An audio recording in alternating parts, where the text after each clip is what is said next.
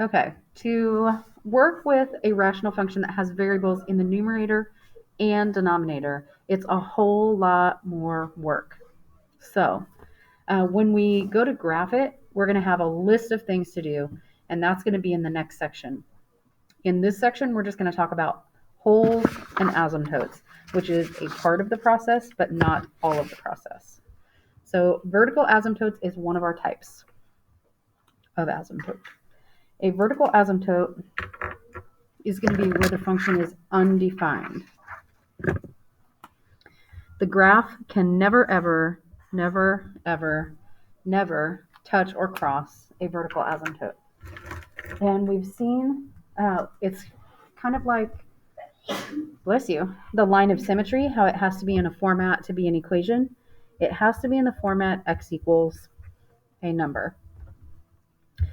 When a graph gets near that vertical asymptote, it has two options. Kind of like, on the Roadrunner, when Wile E. Coyote would get, Roadrunner would get to the edge of a cliff, and he could just, run right up the cliff. Well, that's what a rational function could do. It either runs up the side of the cliff, or it runs down the side of the cliff. So this function, when the function gets near a vertical asymptote, the graph heads to either positive infinity or negative infinity. So how do we find a vertical asymptote? Well, the first thing that we're going to do is start with the original function and factor the numerator and denominator.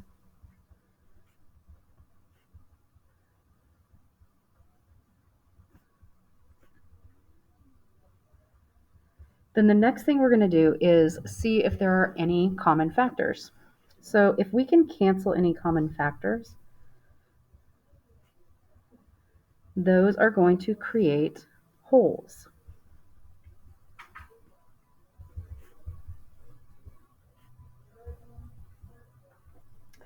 We're going to have to study that a bit more later. So anything you can anything you can cancel is going to be a whole, and those x values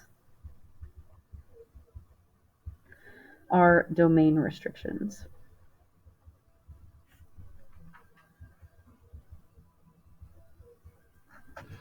Then we are going to set the denominator equal to 0. These are going to be the vertical asymptotes.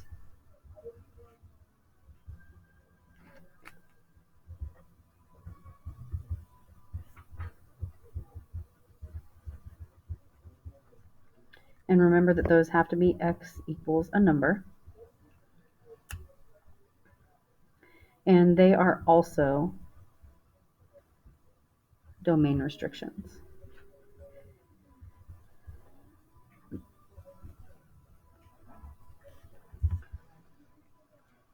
Okay.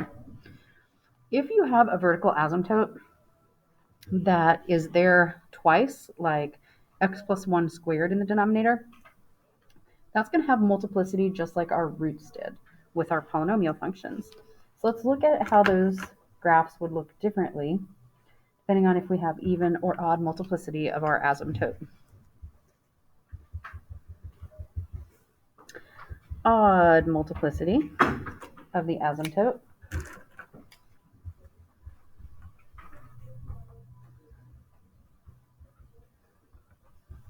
is going to be like y equals 1 over x.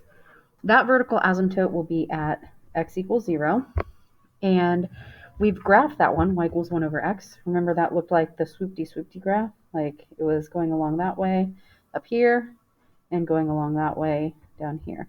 So if we have odd multiplicity, then our function is going to be headed towards positive infinity on one side and negative infinity on the other side of the asymptote. So it could be down on the left, up on the right, or up on the left, down on the right. If we have even multiplicity,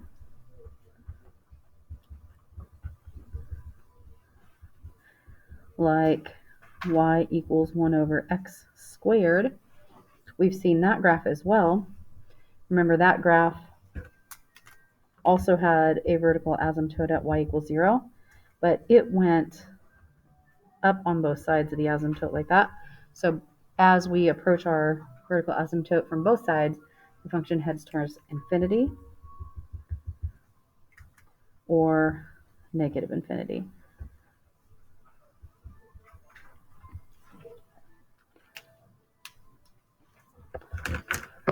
To figure out if the graph goes up to positive infinity or down to negative infinity, we are going to use limits again. So let's look at this example here. Y equals x plus 2 over x minus 3. So nothing's going to cancel in this one. So we're going to find our vertical asymptote by setting the denominator equal to 0. So I set x minus 3 equal to 0, and that's going to tell me that I have a vertical asymptote at x equals 3.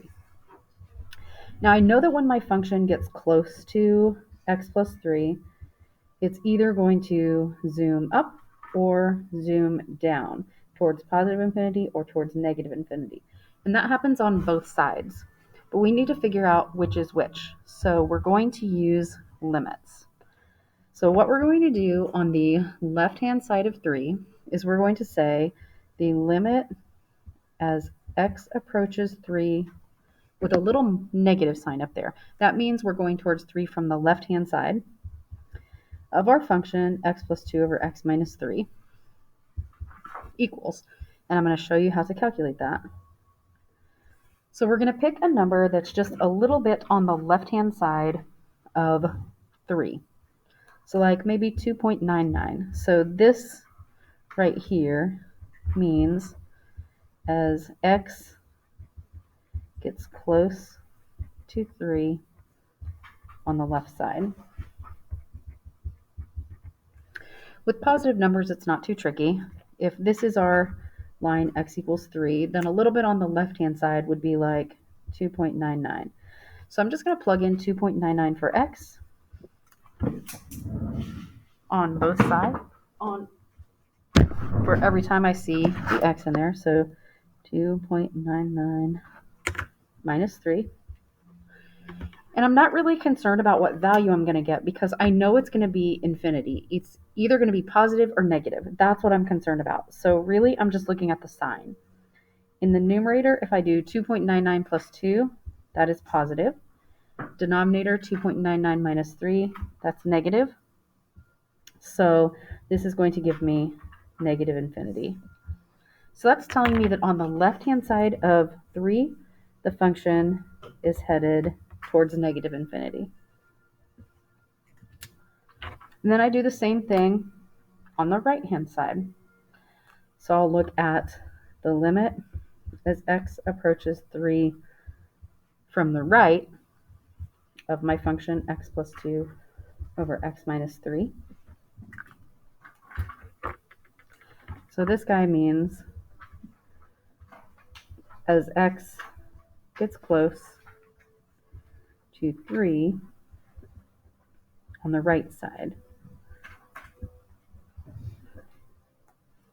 So again, I'm going to play that same numbers game. I'm going to pick a number a little bit to the right of 3, like 3.001 or 3.01. We'll just go 3.01 because then we have the same number of decimals. I add 2 because I'm replacing the x with that number, and then 3.01 subtract 3. And again, I'm not interested in the actual number. I just want to know positive or negative. So 3.01 plus 2, that's going to be positive. 3.01 minus 3, that will also be positive. So this side is headed towards positive infinity. So I can draw my graph headed towards positive infinity on the right side. We're going to get more practice with this later. So this is just your first look at that. Just a reminder, this sum and difference of cubes is going to come up quite a bit throughout this chapter. So I thought it would be in our best interest to just kind of review it so that it's more fresh in your mind than from, whenever it was that you studied it years ago. So that sum and difference of cubes, there's f cubed plus L cubed, and then f cubed minus L cubed. So the kind of first thing you have to do is realize that you have this pattern and figure out what thing cubed is in this first space. So it might be like x cubed plus 8. Well, then f would be x because it's x cubed, and L would be 2 because 2 cubed gives you 8. So the pattern is always going to be the same for the numbers. We first have a binomial that starts with f and ends with L for both patterns. Then we have a trinomial that starts with f squared and ends with L squared, and in the middle has f times L. Then we have spaces for 1, 2, 3 signs. So the place we're going to fill, what we're going to fill in the signs with is soap.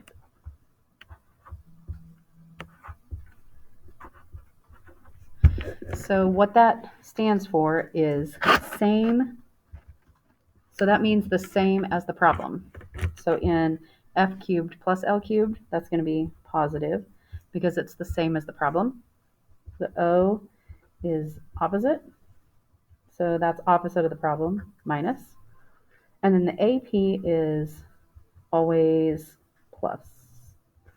So that one's always plus. So same sign, opposite sign, always positive. F cubed minus L cubed, same sign, negative. Opposite sign, positive, always plus, positive.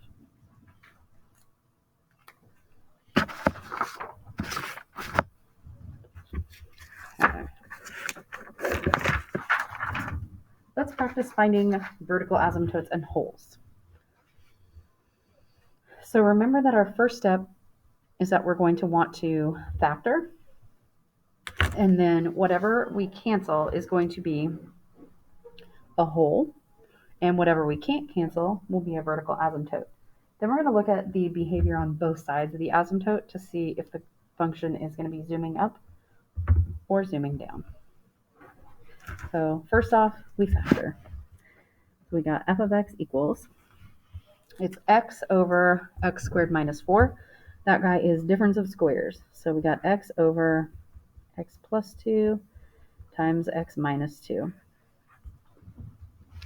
Then we are looking to see, are there any holes? There are not, because nothing cancels. Then we will look for vertical asymptotes. And to do that, we set the denominator equal to 0. So we've got x plus 2 equals 0, x minus 2 equals 0. So our vertical asymptotes are at x equals negative 2 and x equals 2. So we've got 2 of those asymptotes. We have x equals negative 2 and x equals 2. And I want to look at the behavior on the left and right side of both of those. So here's my x and y axes. I know I have these two asymptotes, x equals 2, x equals negative 2, but let's check on the left side and right side. Like I said, the positive numbers are the easiest, so maybe we'll start there. So we need the limit as x approaches 2 from the left of my function, which is x over x plus 2, x minus 2. So remember when we're looking at the limit from the left-hand side, we're going to pick a value that is just a little bit smaller or on the left-hand side of 2. So I'm going to be replacing all of my x's with a number that is a little bit less than 2, so maybe 1.99. And then I just want to look at the sign. So if I replace this x with 1.99, the numerator will be positive. If I replace replace this x, 1.99 plus 2, that is going to be positive. 1.99 minus 2, that is going to be negative. So when I multiply all three of those together, or I multiply those two and have a positive over it, that gives me a positive divided by a negative. So on the left-hand side of that asymptote, the function is headed towards negative infinity.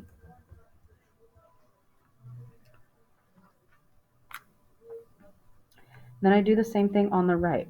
So the limit as x approaches 2 from the right, and that's x over x plus 2 times x minus 2.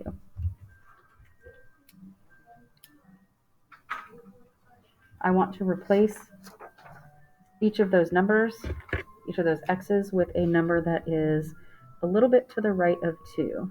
So maybe 2.01. 2.01 in all of those spots. When I make that replacement, the numerator is going to be positive. In the denominator, I have 2.01 plus 2, that is positive, and 2.01 minus 2 is also positive. So that's a positive divided by positive, which means on the right-hand side of x equals 2, the function is headed towards positive infinity. We'll do the same thing over here for x equals negative 2. Let's look at the left-hand side. Might switch colors here. Limit as x approaches negative 2 from the left of x over x plus 2 times x minus 2. So a number that's a little bit to the left of negative 2 would be negative 2.01. So I'm going to replace all three of these x spots with negative 2.01.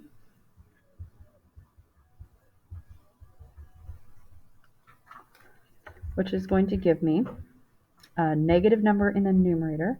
Negative 2.1 plus 2 would be a negative number. Negative 2.01 minus 2 is also negative. So I get a negative divided by a positive, which will be negative infinity. So on the left-hand side of negative 2, my graph is headed towards negative infinity. And then we'll look at the right-hand side of negative 2. So the limit as x approaches negative 2 from the right of x over x minus 2, x plus 2. Now a number just to the right of negative 2 would be negative 1.99. So I'm going to replace all of my x values with negative 1.99. So in the numerator, that's going to be negative. In the denominator, negative 1.99 minus 2 is a negative number. Negative 1.99 plus 2 is a positive number. So I have a negative divided by a negative, which is a positive. So that will be headed towards infinity. So on the right-hand side of x equals negative 2, my function will be headed towards infinity. Now, as we move into the next section, we're going to learn how to figure out what's going on in between these asymptotes. But for now, we're just sticking with poles and vertical asymptotes. Our next example, what is that one? F of x equals x squared plus 1.